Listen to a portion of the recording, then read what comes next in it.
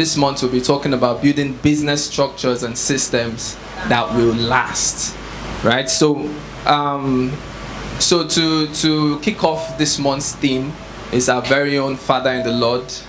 He's making his way to the stage right now, so let's give him a round of applause for Dr. Chris Williams. Thank you very much, sir. So we're talking about building business structure. We know that you are a business mogul. So we're here to learn. Did you say business mogul? Mogul, yes. Okay, praise God. Be hyping me. Yeah, we are Babanla in the business industry. So we're here to learn from you. Most people in Nigeria, most businesses we have in Nigeria is like a one-man business. They don't think beyond surviving for business. They do business just to survive and provide for their family. They don't think about building generational businesses. So tell us, how can we build those systems and structures? And what are those systems and structures to put in place to help us build generational businesses that will last beyond our lifetime and be passed down to our generations, our kids? Okay, thank you. Thank you for having me. Systems and structures. Maybe I will not be able to read about, but in Exodus chapter 18, Moses' father-in-law was observing him one day, doing his daily schedule. And Bible says, Exodus 18, I think starts from verse 13, that he sat from morning till night, judging the people. So his father said, what is this thing you are doing? He says, because the people are coming to me now, and I have to receive from God to give them. The man said, what you are doing is not good. What you do is not good. He said, you will wear out yourself, and you will wear out the people. Okay? So we're already seeing some things. Why? The reasons why you should build a system. Number one, it's not good. It's not the best way to go. It's not a best practice. Number two, it slowly grinds the organization to a standstill, allow it to grow. Okay? So he said what you should do is appoint leaders. Some leaders of tens, leaders of 50s, leaders of hundreds. Let the leaders of 10 put them, leader of 10 means let him, like a cell leader or whatever, let him lead 10 people, and then let that one report to a particular whatever. Okay, so that when those ones judge, if this one, he cannot solve the problem of his immediate 9, he will escalate it. And then if that one cannot do it, he will escalate it. And then by the time real chronic cases get to you, there will be just a few. Okay, and Bible says, and Moses did exactly that. Now, Moses eventually, for you to know the power of that intervention, that advice, Moses eventually, we're talking about crisis. Midlife crisis and all that, depression, burnout. Do you know that it was burnout that took Moses out? He was burnout. He just got to a point, he said, I am tired of these people. What is all this? So he was in that mode when God gave him another instruction, and he didn't hear it well. He went to do another, and God said, oh boy, I think I should bring you home. Now, imagine how burnout would have eaten up Moses if he had been using the model with which he started. Are you still here? Very important. When Jesus multiplied fish, the bread and fish, the Bible says there were multitude, at least 5,000 men. So people calculate that women and children must have been another 15,000, maybe 20,000 people. He said, let them sit down in 50s.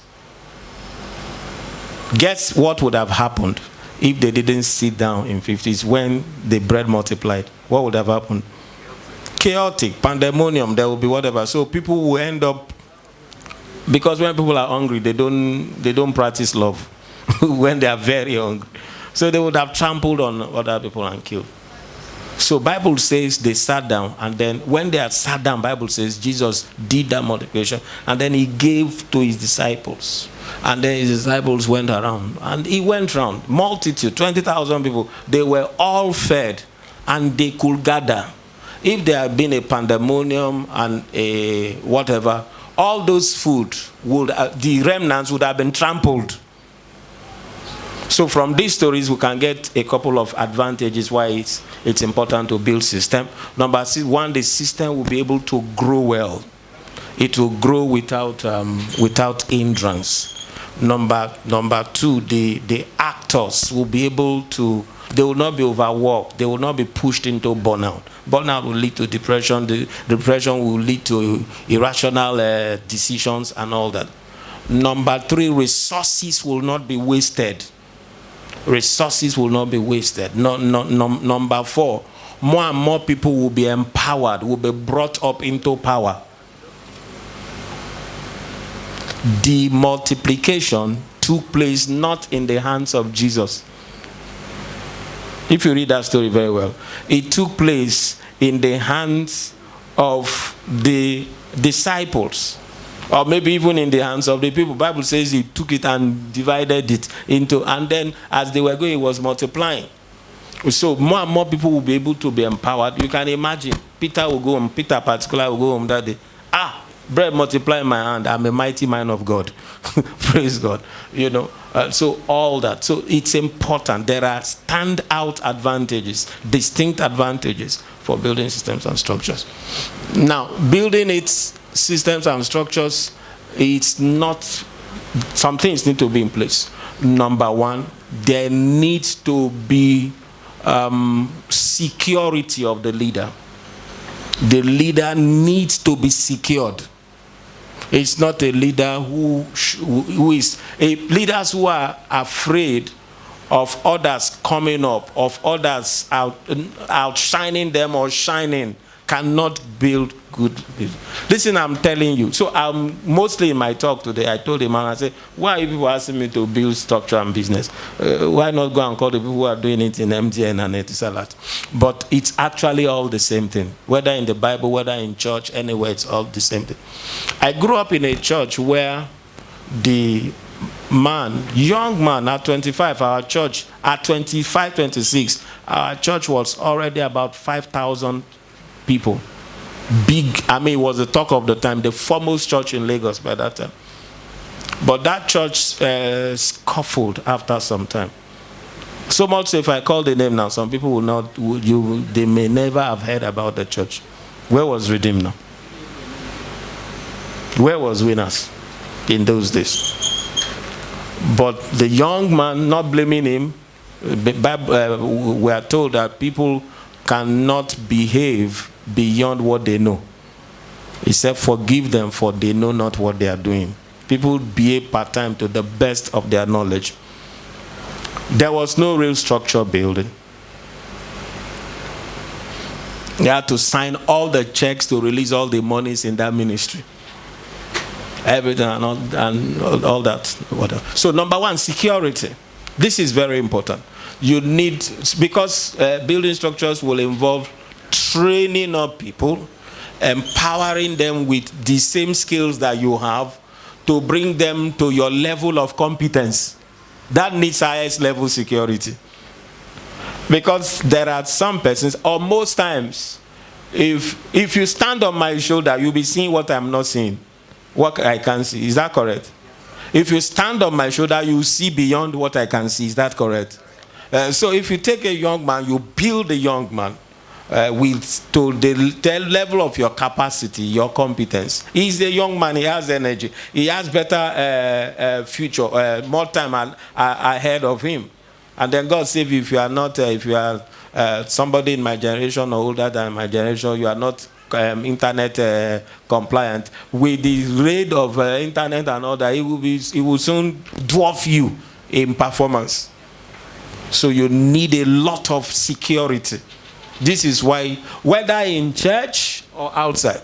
Listen, I went to teach in Redeemed recently in a church, and I heard about another thing. It was a particular province, and then they said they were mentioning, I've forgotten the name they called it now. They were mentioning a particular thing. There was something that the people in, I can't remember what they called it, but let me just say, it was not branch, and it was not satellite, I've forgotten, that the people in territory, that the people in so and so territory are having their meeting right now. We are in the provincial headquarters having our own conference. The people in so and so territory were having their own, and then so and so territory. I said, I've never had territory in the Redeem system. I've studied that system a lot. They have cells, they have parish. 3 parishes make up an area, 3 areas make up a zone, 3 zones make up 3 zones make up, 3 areas make up a zone, and I can't remember how many zones make a province. Before, a province has at least 100 churches under it, but I've never had territory. So I said, which one again is territory? Then the man of God was schooling me. He said they had to begin to do territories again. So it's still under one zone, but it's bigger than zonal zone. So it's in between zone and province. That's why that church is one of the biggest in the world. Their structure building is out of this world. It came from heaven. Are you still here? Am I communicating? So, but what has happened? Highest level security on the side of the man of God. No serious claim to anything. No serious claim to anything. Then delegation. Let them do it. And if they, you should even be praying that they should do it as well as you. And if they do it as well as you should actually applaud them, not be. You know, there are some places, if the associate pastor happens to preach, maybe the man of God traveled, and then the man of God will call, out what the service today. Daddy, we didn't miss you. In fact, Daddy stayed there. That associate pastor may not mount that pulpit again for the rest of his life. There are some people who do that. I'm using church examples, but you must say I could be free to, so that just to, because it's the same thing happens in a corporate world. You need highest level security, highest level ability to delegate and delegate our right and lead the people. Of course, delegation for you to work would involve strategic, deliberate training. Training the people deliberately.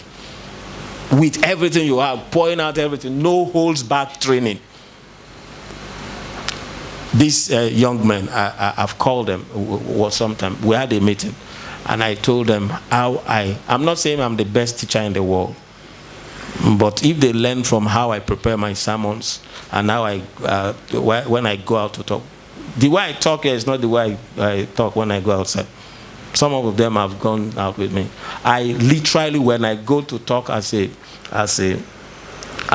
invited guest, strictly preaching and prophetic. I mean, way out. You will not know me again. So I was telling them how you can do all this and how you can prepare your sermons. Are you still here? So I know I've said so many things. It's not exactly structured. There has to be security. There has to be delegation. The delegation, if it must work, must involve a lot of training, no holds back training. And then empowerment, give them the license to do it. Let them know, let them not need an excuse before they do it.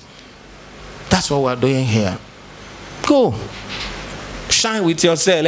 Take it to any level. Okay, so that's that. Maybe I should allow you to talk. Thank you very much. Please, a round of applause for Dr. Chris. That was wonderful. Everything you're saying, sir, just reminds me of a quote by Zig Ziglar. He said, you don't build businesses, you actually build people, and then people would in turn build your business. In fact, we should drop the mic and close the meeting. Not building people is a destiny sin. You will not be here forever, no matter how a powerful man you are. One day, my pastor and myself were watching TV in his house, and there's a cathedral called glass cathedral. It was built by one of the foremost motivational speakers in the world. I'm trying to remember his name now, not the Ziegler. I'm trying to remember his name. Okay. So he has died. I didn't even know. And now his son is pastoring. But that man was the person who literally blazed the trail in using the scripture to teach secular things. What am I doing with his name now? No, not Joel Osteen. No, he's an American. Glass Cathedral. Somebody check it. The builder of Glass Cathedral will tell us. He's there. He has several books. No, sir. Check Google. Stop arguing. Jesus, is that Google? Check it. Is there in Google? Okay, so are you still here? Yes, sir. Okay, so you do that. So why did I bring that? He's gone now. Others must take over the church. You can't be around forever. Look at Jesus. Come, bring your head. Bah, take oil. Oh yeah, go that side. Heal, deliver, whatever. Two of you, oh yeah, come. Bah, go that side. Thank God he did it. If he didn't do it, when he died,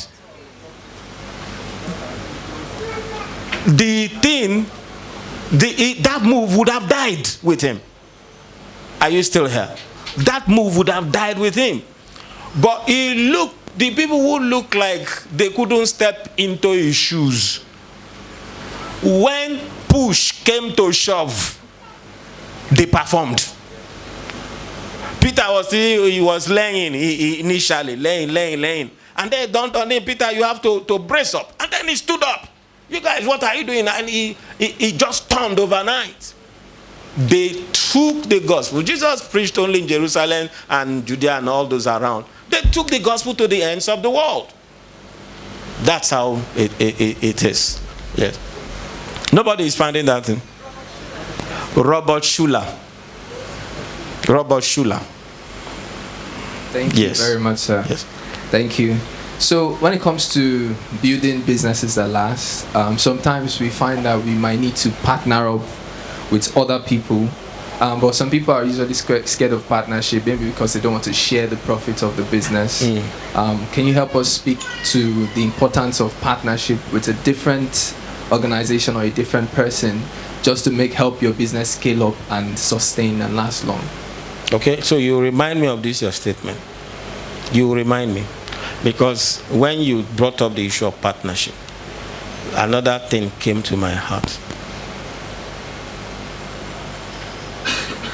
Some of the business that have lasted, the long haul, are businesses in which people come in as staff, but after some time, they are made to become partners in that business. That still speaks to what we are saying. That still speaks to what we are saying. Price Waterhouse, all these big organizations. People who came in as staff, a young man with a briefcase. After some time, they say, guy, you can no longer be a staff. They make him a partner. Now, when that happens, when people are working in an organization, when they know, if they put in their all, it cannot go to waste. What they stand to gain at the end of the day is not a wristwatch for 35 years serving. Then you will see how people can be committed. Okay, so I wanted to say that. Now, partnering with other organizations in order to be able to sell. Good. So one day, Peter was preaching. Was frustrated, returning from fishing, caught nothing. Remember Luke chapter 5 story.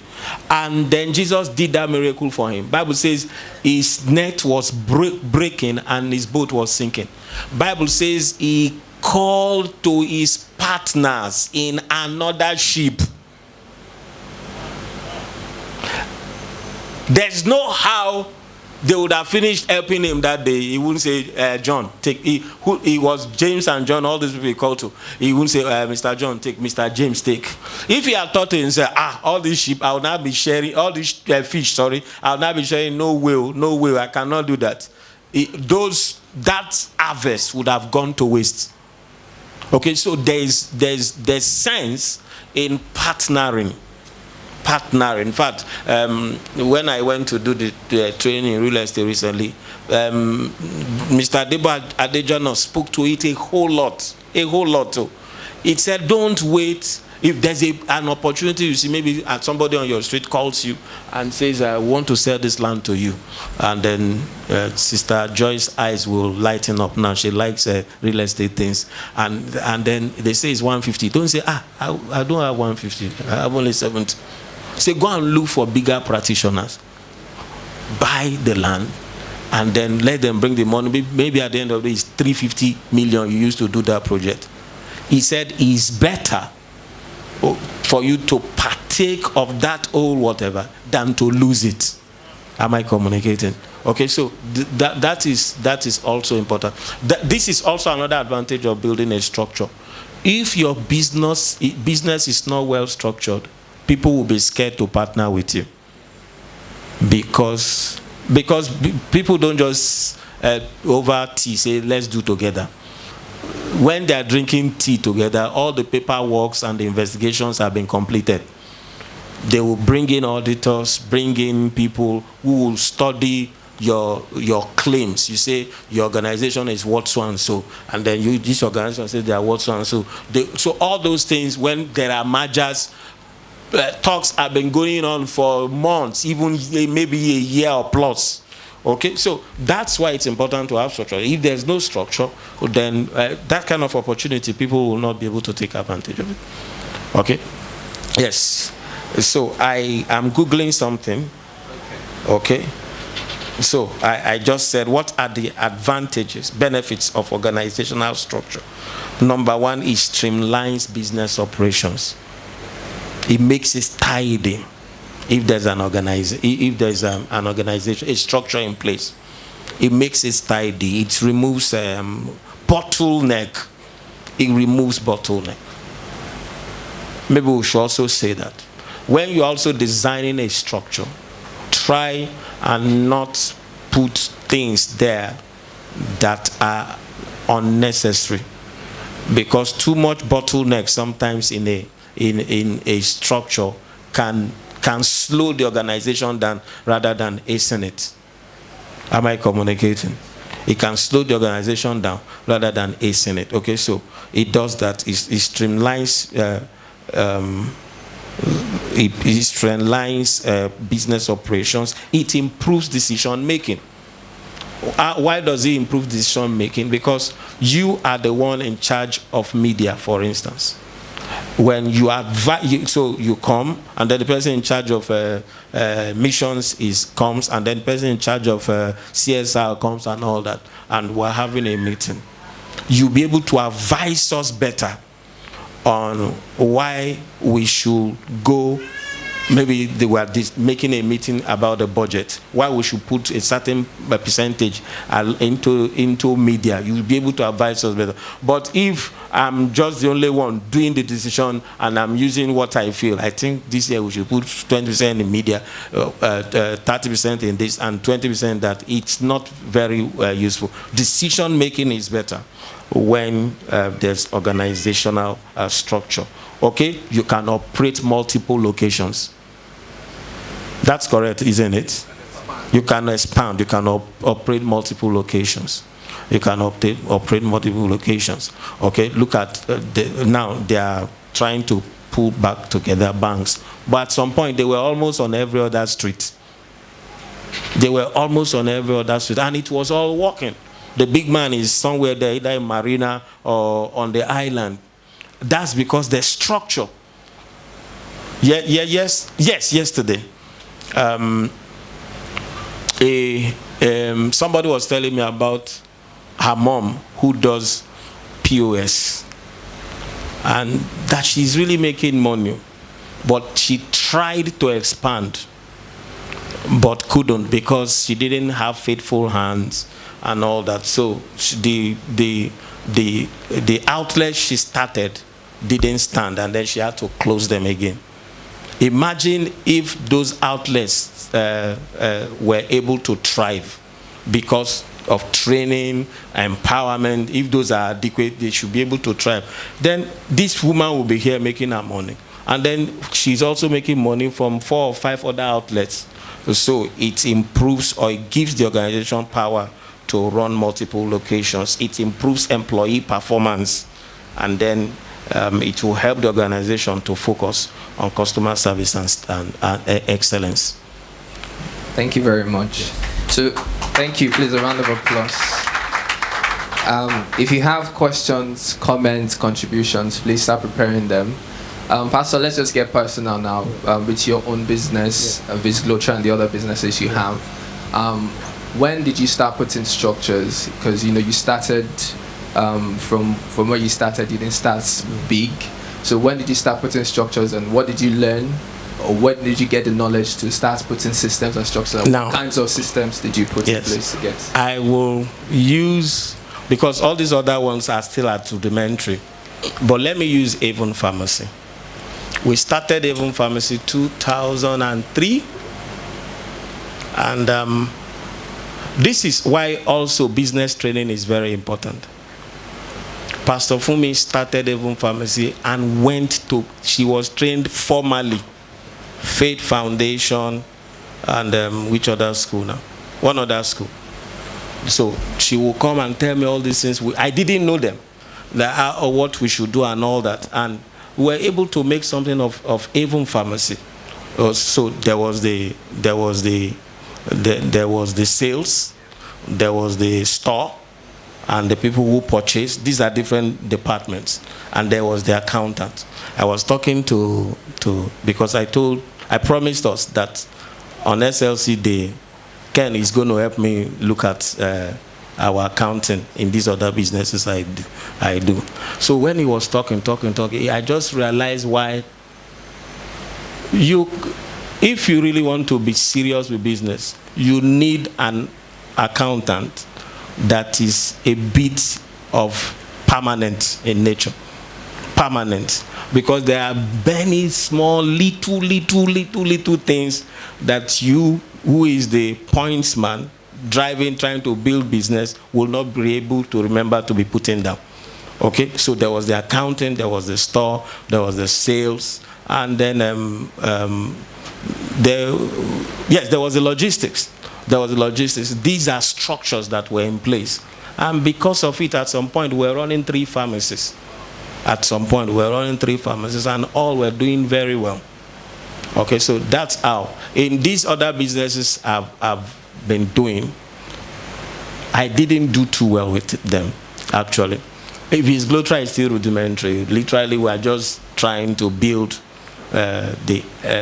trying to secure the estate before we start marketing. We are doing 3Ds now, okay?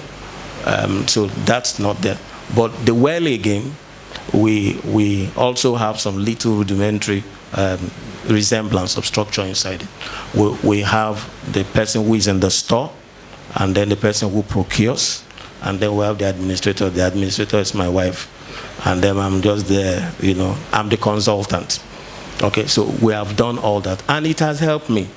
Why has it also helped me? I'm able to do several things. When I look at myself sometimes, I don't know whether to pity myself or to congratulate myself. I'm in Headstone Church. I'm doing well again. I'm doing Visglotra, and then I'm also doing Ikanos Foundation. Pastor Afolabi here is the chairman of Ikanos Foundation. That's also some kind of structure there. If the children in Ikanos Foundation start walking in here one by one now, that they don't come in as a group, I will not suspect that they are children from our orphanage. Because, except for one that is a bit handicapped, maybe that's what will make me suspect. Every other one, I don't think I've seen them in 2 or 3 years. I don't know them. But little structure there. He's the manager there. And then he oversees some other things. And then the place is running well. Really running well. Oh. Really running well. So that way, I'm able to do several things. And then the things are running one way or the other. And so with Ken yesterday, he showed us how to put our books better together. And then I left that meeting knowing that, this is what made us excel with what we did at Avon Pharmacy. We need to bring it back. So that's my story. Thank you very much. Thank you. Okay, so who's going to help us with the mic? Before they pass the mic, Mr. Godstein wants to say something. So let's just do a quick recap. If you want to, from everything Pastor has said, if you want to scale up your business, build businesses that will last long, you need to delegate. You need to learn to delegate. But before you delegate, you need to also train the people you are delegating these functions to. You need to have self-confidence. You need to be secure about your position, about your knowledge, and about your business. You also need to train yourself in business. Train yourself about business, about accounting, and things that can help your business grow. Then, of course, you need to have people, professionals, specialists that would help you in areas that you're not familiar with. And then you need to partner. So, Mr. Godstein, thank you. Thank you very much, Pastor. Yes. My question is, there are organizations that have failed. And most of these organizations, when you look at them, they seem to have good structure. Let me cite an example. I grew up knowing a particular big company. It used to be called Benefit Flour Mill, one of the biggest production of flours and the likes. It failed like about 15 years ago. Very massive company.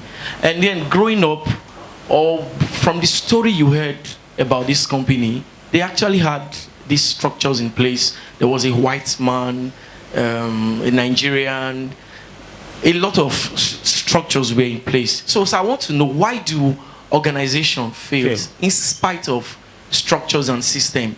And how do you identify organization that seems to have structures, but when you look at it very well, those structures may not be able to withstand the rainy day? So how do you identify them, probably as a partner or as a business person who wants to go into that field? Thank you. So Bendel Feeds and Flowers. From that name, you can see that it was partly or majorly a state government. That state government has some ownership inside it from that name. Now, that kind of organization didn't fail, or let me rephrase it. It grew big the way it did initially because they allowed the structure to work. So what happened with several of these other government things is, after some time, the corruption in Nigeria, the instability in Nigeria started eating up those things. That's why they failed. Am I communicating? By the time, you said at some point the white men were there, after some time white men left this country. And this is a big lesson for us growing up. Many things that were working while they were here, soon after they leave, give you like 5 years, 10 years, the thing will die. There's even an organization that currently is still on. But the kind of crisis, financial crisis they had recently, it's just God that helped them and that's still helping them. What happened? Some of those expatriates left. Some Nigerians entered. They started making policies, started doing things. One of them recently, I was asking them, the hotel where you people were using as your headquarters, what happened? Why did you leave? He laughed. And the bottom line was, some guys just wanted to chop. So they went to one 4 or 5 star hotel, and that was their international headquarters, their national headquarters. All those things siphoning. So structure could have been in place, but when people start jettisoning or obeying the structure, that's when it begins to fail. You understand it? That's when it begins to fail. So if you are looking to an organization that is, that's why you need to check their books. In corporate world, they call it checking the books. You need to literally go through the books. They say they have this. Bring the books, let us see it. It's not something you alone can do. You should also be backed up with auditors and people who are experts in those. They will be able to, all these claims is a lie. All this turnover claim they are making is a big lie. You understand it? So, apart from the structures being there, what makes organizations fail is when they stop working the structures, or some jinta enter power there and they start running it like their own personal business and start bewitching people and not allowing people to grow and to express themselves.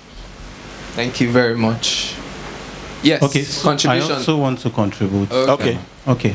Praise God. Yes. So in addition to what you rightly said, there is a concept called the maker-checker concept in organization. Yeah. And what it means is that whatever I want to do in this organization, it must require somebody's authorization. Fantastic. So it must not get to any point in a business that somebody will have a full power of autonomous power in an organization, because it will crash the business. I will cite an example of Royal Bank of Scotland. The bank existed for over 200 years and it crashed due to something. The reason why it crashed was because somebody was trading. It was making a whole lot of money for the bank, was reflecting in the bank's end of the years. Nobody cared to know how and why it is happening. It is because the guy that was actually doing this insider trading was like their star boy. So nobody cares to check what he's doing. And at the end of the day, it led to a whole lot of legal tussle and war, and the bank actually crashed. So in any business, the concept of maker-checker is very important. Without it, your business is already heading towards a crash. And another thing is, as a business owner, it's always important for you to build your business to an extent that you can leave that business for 2 months and nothing would. You are so confident. Maybe investing your resources in workflows and technologies that would help you. If let's say monitor your business wherever you are seeing what they are doing part time. You have an understanding. Although, like I said the other time, even you as a business owner, you don't have autonomous power to make decisions. You just cannot withdraw or cannot approve. You need consent. Yeah. So it is very important in business. I just thank you very much. Ugo wanted to speak to that. Okay, again, like you people rightly say, also in misalignment of the structures, the systems and structures also can crumble a business. In football, there are 11 players, and each of them, there is a system. Football has complete systems and structures, but the team can lose a match when they misalign those systems and structure. For instance, if you take the person who is supposed to defend and you put him to go and attack or something, or you take the goalkeeper and put him somewhere else. Somebody who is playing on the left, you put him on the right. Some of those misalignments will make that team lose the game. So misalignment also causes systems and structures to crumble. Thank you very much. Mentor Emmanuel. Okay, when I think systems and structures, I think the body. Structure, bones, digestive systems, what runs through it. Basically, business. Maybe that business was destroyed because of 2 things. Businesses are basically destroyed from either within or without. It's like your body. If you eat the wrong food, give it time. You may look strong and healthy, but overnight, you just crumble. And if someone shoots you, breaks one part of your body, that could also affect the person. Sometimes some businesses are designed from the beginning, the foundation is not strong enough. You give them time. And then over expansion. Some people start out the right structures, and before you know anything, they now create 12 departments and all because money is coming. And then everything gives in from within.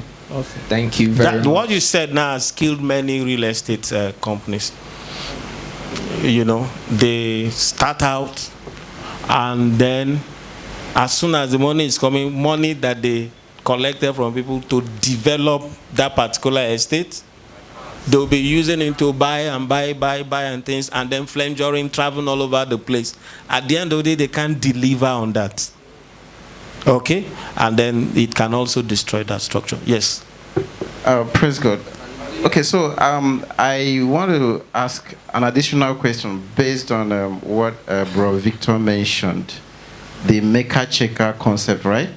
So it sounds interesting, and it sounds something that could be a lifesaver for organizations. But I'm thinking for small organizations like most of us run, you have a system where directions and instructions come from the top and all that, and you happen to be the uppermost top. So in that case, where are you supposed to get your check-in, quote and unquote, from? I'm supposed to take a decision, and then am I supposed to come down to my lower staff and say, okay, how am I supposed to do this? When the person is also looking up to me to say, let me get directive from my boss, excuse me. So I don't know if that can be. You want to say, or I should talk, Victor? Okay, let me just one thing. Okay, so Jackman said something. He said that he employs people that are more intelligent than him in his organization, and the reason is that as the person sitting at the top of the food chain, you need to, because you are not an embodiment of knowledge. You don't know everything. So as much as you make most of the decisions, you need to have more like a board of trustees that you can always decide. And when you want to make such decision, you need to have it backed. If somebody wants to advise you, like the maker checker stuff, yeah, you need to have it back with figures, with data. You are not just speaking out of what you feel. You're not thinking that it should do this, should work. You're actually making this decision based on what you have seen, based on what your board of trustees have seen. And you must also set it up to that extent that you have a board. Like the banking system, the MD CEO is not the highest. The MD CEO still report to some people. The board that seems to be the highest, they still report to some people. The CBN that is supposed to be the highest, they still have a mode of reporting to some people. So you must build your business, structure it around making you not the author and finisher of the business. Yes, can I say before you talk so I didn't include Edstone as one of the organizations I run. Am I not running Edstone? So when we started for several years, we had pastors. We were even doing pastors meeting.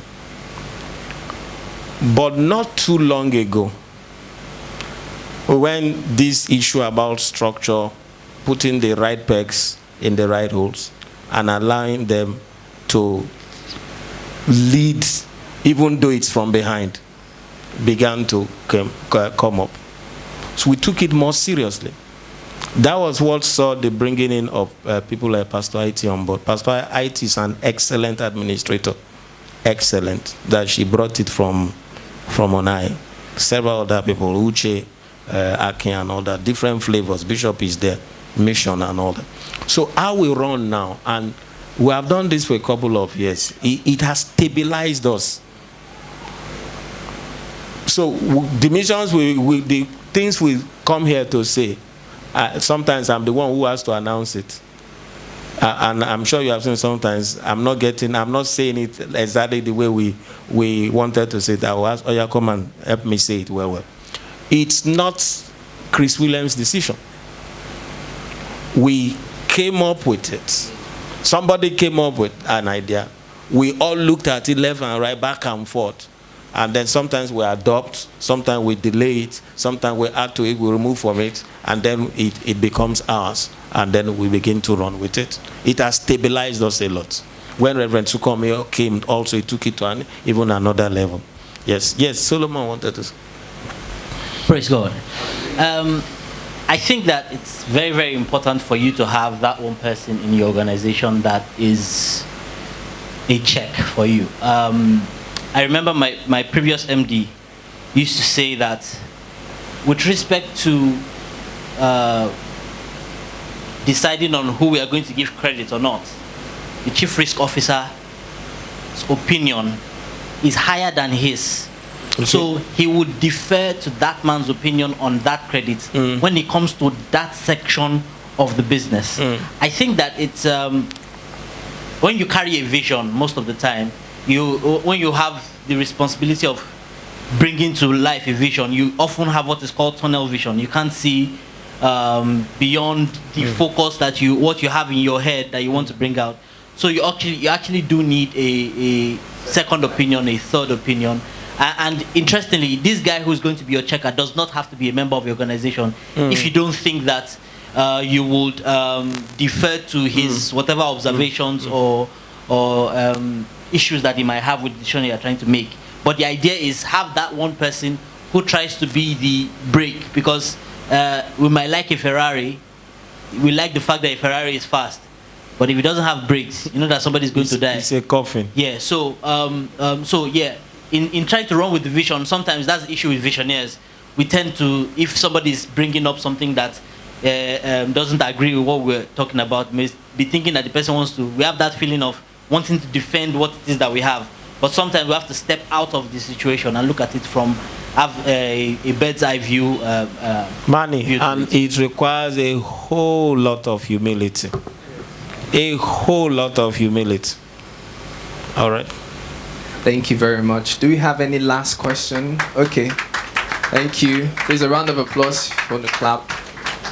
But Wale wants to say something. Question. Okay. One last question and then we'll close the service. All right. Thank you. My question will hang my question on what Victor just said now, that we should be able to build our business. At least 2 months should be running without even the owner of the business. I want to say I work with a particular company before now, and that has formed my own decision on business. Maybe it will change from contribution now. The person, the way he structured the business, he allow everybody to run, to perform. Operation manager, you handle your job. As a salesman, you handle your position.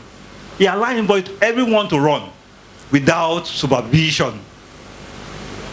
And he got to a level that he doesn't even know how money is entering the company.